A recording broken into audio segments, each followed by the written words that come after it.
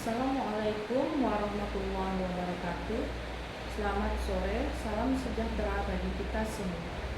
Perkenalkan, nama saya Asti Jahara, NIM 051838049, Prodi Ilmu Administrasi Negara, Universitas Terbuka Pontianak Sambas, Kalimantan Barat, Pokjar Salut Bumdi Sambas. Berikut saya ingin menyampaikan materi untuk tugas akhir berpraktek mata kuliah Manajemen Pelayanan Publik.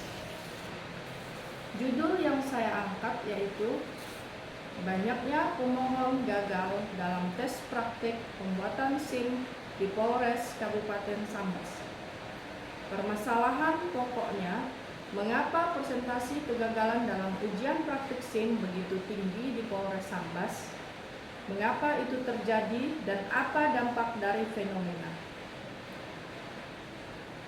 Ujian ini mengukur kemampuan berkendara dasar, termasuk keseimbangan kontrol kecepatan dan ketaatan rambu. Yang sering menjadi penyebab kegagalan meliputi uji pengereman, zigzag, dan lintasan angka 8 atau lintasan S yang baru. Itulah penyebab banyaknya pemohon yang gagal di sini.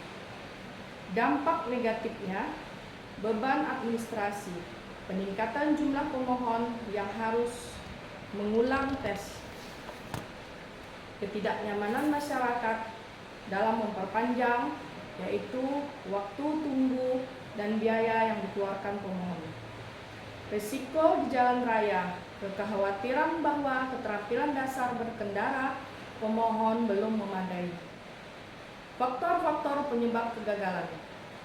Yang pertama, persiapan pemohon yang kurang. Kurangnya latihan.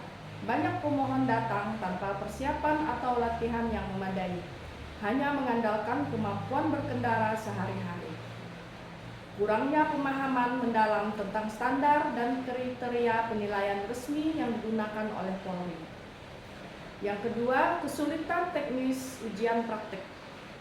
Tingkat kesulitan lintasan. Lintasan praktek sering dianggap memiliki tingkat kesulitan yang tinggi bagi pengemudi pemula, terutama dalam menjaga keseimbangan dan waktu.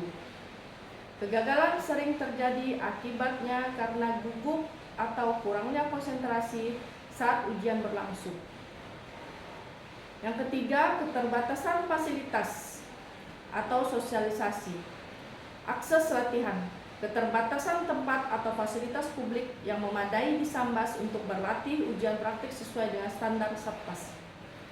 Kurangnya sosialisasi yang efektif mengenai perubahan format ujian, misalnya dari angka 8 ke lintasan S. Untuk meningkatkan tingkat kelulusan, Satpas Polres Sambas menerapkan langkah-langkah. Yang pertama, pelatihan pra-ujian intensif. Penyediaan sarana latihan bekerja sama dengan pihak terkait untuk menyediakan lapangan atau area latihan yang menyerupai lintasan resmi sebelum hari H ujian.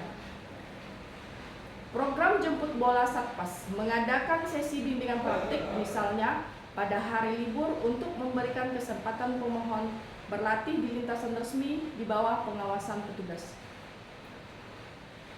Materi edukasi yang lebih efektif yaitu dengan cara konten digital, menyediakan video tutorial detail di media sosial atau website resmi yang menampilkan demonstrasi teknis lulus ujian praktik, misalnya teknis melewati lintasan S dengan benar.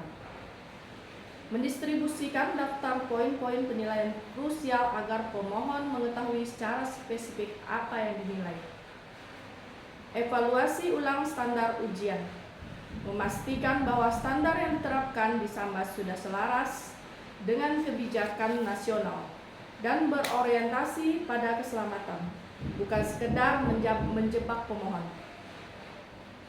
Kesimpulannya, angka kegagalan yang tinggi mencerminkan perlunya peningkatan kolaborasi antara Satpas Polres Sambas dan masyarakat dalam hal persiapan dan edukasi.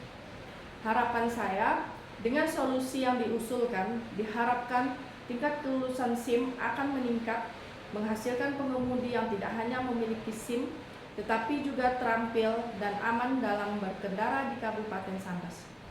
Demikian yang dapat saya sampaikan, kurang lebihnya harap dimaklumi. Mohon maaf apabila ada kekurangan dalam penyampaian. Saya ucapkan terima kasih. Wabillahi taufiq wal hidayah. Assalamualaikum warahmatullahi wabarakatuh.